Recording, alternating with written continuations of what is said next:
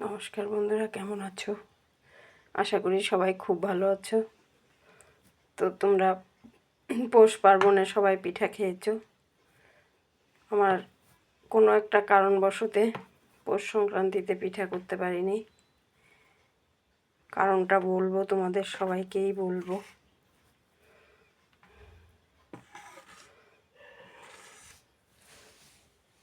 দেখো, প্রথমে কতগুলো ঠিকঠাক হলো না। এটা মালপোয়া পিঠা যেই ভাজতে যাক না কেন, প্রথমে কয়েকটা বেঁকা তেরা হবে, তারপরের গুলাই দেখো সুন্দর হচ্ছে।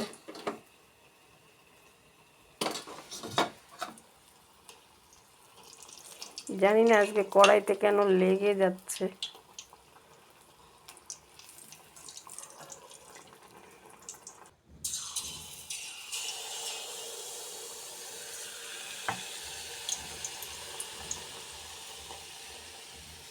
জালটা ঠিক এরকম রাখতে হবে, লো টু মিডিয়াম।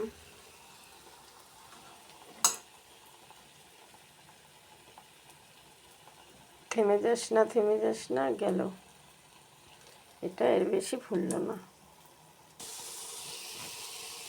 দেখি এটা কত দূর ফুলে।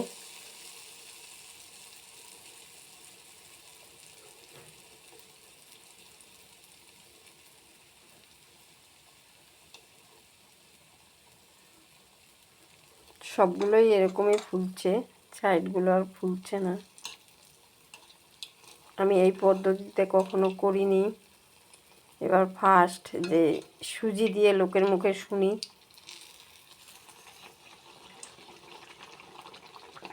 এমনিতে তো তোমার মালপোয়া পিঠা একটুখানি আটা দিতেই হয়। আমি চালের গুঁড়া দিয়েই করি। চালের গুঁড়া দিয়ে করলে কি হয়, সাইডগুলো সুন্দর খাসকাটা খাসকাটা একটা ডিজাইন হয়ে যায়। তো এই দেখো, আমার এতগুলো ভাজা হয়েছে, একটাতেও ডিজাইন উঠলো না। আমি ফার্স্ট টাইম ট্রাই করলাম।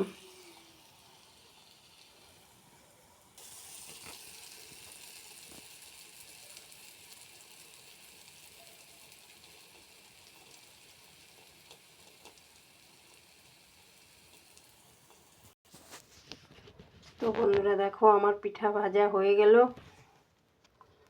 তোমরা কে কেমন করে ভাজো একটু কমেন্ট করে জানিও বন্ধুরা। আর বন্ধুরা, আমার পেজটা যদি ইউটিউব থেকে ফেসবুক থেকে দেখে থাকো, বন্ধুরা প্লিজ লাইক শেয়ার কমেন্ট করে পাশে থেকো।